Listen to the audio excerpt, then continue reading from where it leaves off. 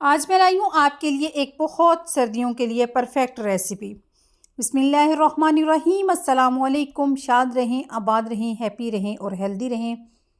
बहुत यमी, बहुत tasty recipe, गोश्त से भी ज़्यादा टेस्टी।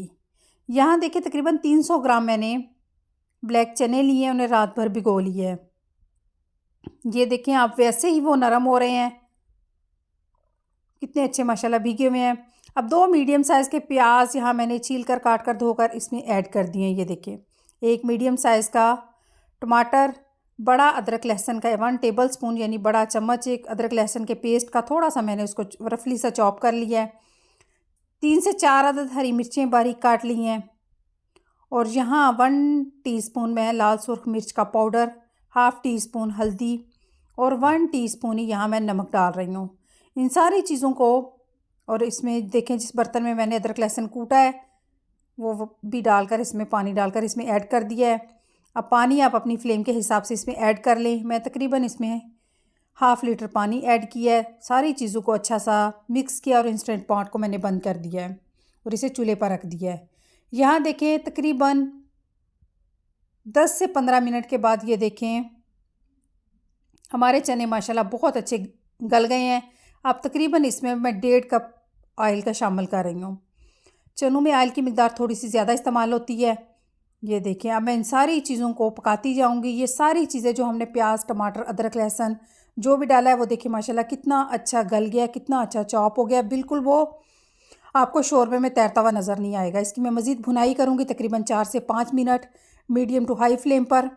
ये देखिए मैं साइडों से उतारती जा रही हूँ और ये देखिए मैं इसकी भुनाई करती जा रही हूँ। बहुत माशाल्लाह अच्छी भुनाई हो रही है। हर चीज़ माशाल्लाह देखिए मैश हो गई है। जब देखा कि अच्छी सी भुनाई हो गई है तो आप अपने टेस्ट के हिसाब से इसमें पानी ऐड कर लें। जितना आपको शोरबा चाहिए आप उस हिसाब से इसमें पानी ऐड करें और इसे स्टीम दे दें।